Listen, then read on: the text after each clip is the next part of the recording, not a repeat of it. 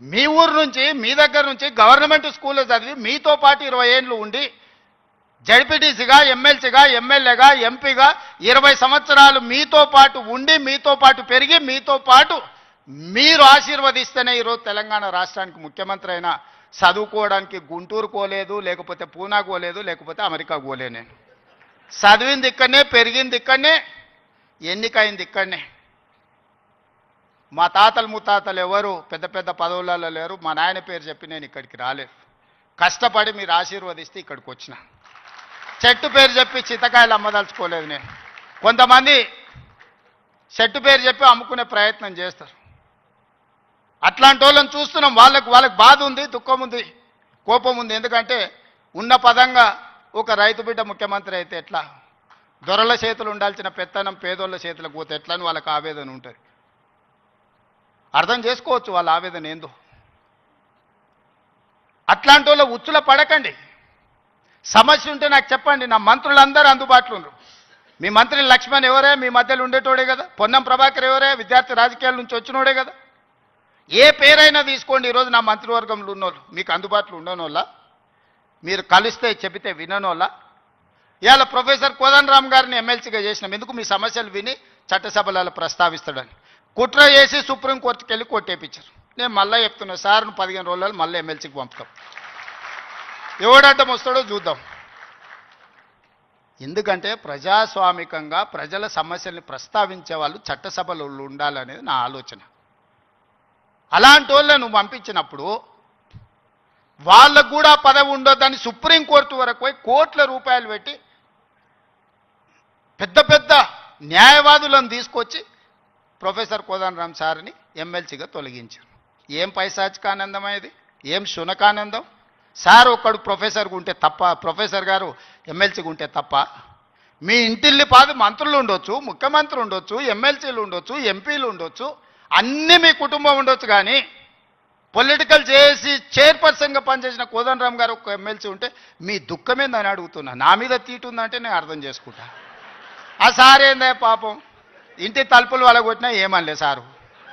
నేనైతే చెంపలు వలగొడుతుంటే. ఆయనను కూడా ఉండొద్దు ఎమ్మెల్సీగా అంటే ఎట్లాంటి ఆలోచనలతో ఉన్నారో ఒకసారి ఆలోచన చేయండి.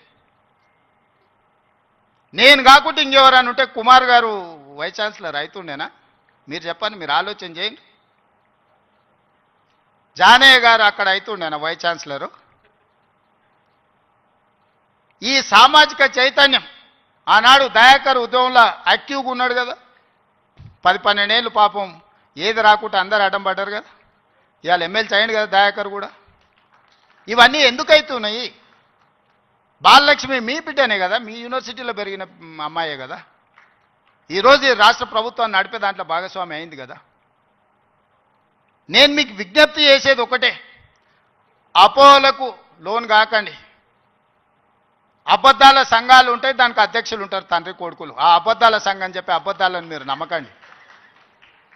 ఈ అబద్ధాల సంఘము ఊరంతా వాట్సాప్ అని, సోషల్ మీడియా అని, ఆ మీడియా అని అడ్డగోలుగా సంపాదించింది ఖర్చు పెట్టి అబద్ధాలన్నిటిని కూడా అందులో పెట్టి ఈ మనం పిల్లలందరూ కష్టపడి సాంకేతిక నైపుణ్యంతో ఏఐ తెస్తే ఏఐ పెట్టి సెంట్రల్ యూనివర్సిటీ దగ్గర ఏనుగులు సింహాలు ఉన్నాయి, వాటిని మేము చంపుతున్నామని పెట్టారు. తెలంగాణలో ఏనుగులు అనేటివే లేవయా, సింహాలు అనేటివే లేవు. మానవ రూపంలో ఉన్న మృగాలు ఉన్నాయి, అవి ఫామ్ హౌస్లలో ఉన్నాయి. వాటిని నిర్బంధించడానికి వలలేయండి. మదర్ ట్రైన్లను బంధించడానికి గోతులు దొవ్వండి. లేని ఏనుగులను, లేని సింహాలను సెంట్రల్ యూనివర్సిటీలో ఉన్నాయి, వాటిని నేను చంపేస్తున్నా అని చెప్పి సోషల్ మీడియాలో ఆర్టిఫిషియల్ ఇంటెలిజెన్స్ను ఉపయోగించి అతి తెలివితేటలన్నీ ప్రదర్శించి అడ్డుకున్నారు. ఎంతకాలం అడ్డుకుంటారు? ఏది ఇష్టం లేదు వాళ్ళకు. ఏదన్నా మనం వచ్చినాక చేస్తా అన్నది ఏదన్నా ఇది మంచిగా ఉంది, ఇది బాగుంది అన్నారా? గంజాయి డ్రగ్స్ను నిర్మూలించడానికి ఈగల్ ఫోర్స్ అని తెచ్చినాం. అది ఎందుకయ్యా రద్దు చేయండి అన్నారు. చెరువుల పేరు మీద, ఫామ్ హౌస్ల పేర్ల మీద చెరువులు ఆక్రమించుకొని గంటిపేట, ఉస్మాన్ సాగర్, హిమాయత్ సాగర్లను ఆక్రమించుకొని పెద్ద పెద్ద ఫామ్ హౌస్లు కట్టుకుంటే కూలగొట్టడానికి హైడ్రా తెచ్చిన. లేదు హైడ్రాని కూలగొట్టండి అంటారు.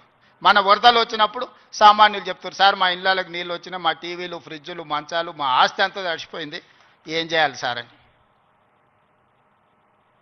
సన్న బియ్యం ఇస్తే ఇచ్చేదే లేదండి, రేషన్ కార్డు ఇస్తే వద్దండి. ఏది చేసినా వద్దంటురు. ఈ వద్దనేటోళ్ళని ఏమనాలో మీరే చెప్పుర్రి. ఏదన్నా ఒక్కటన్నా అభినందించినా 20 నెలల్లో అన్ని ఇచ్చిపెట్టుండ్రి. వైస్ ఛాన్సలర్ నియమించిన మంచి పనే కదా, రిక్రూట్మెంట్ ఇవ్వమని అనుమతించిన మంచి పనే కదా. గలీజ్ అలవాట్లు ఉన్న గంజాయి డ్రగ్స్ను రద్దు చేయాలి, ఈపులు ఇరగొట్టాడని చెప్పిన అది అయితే మంచి పనే కదా.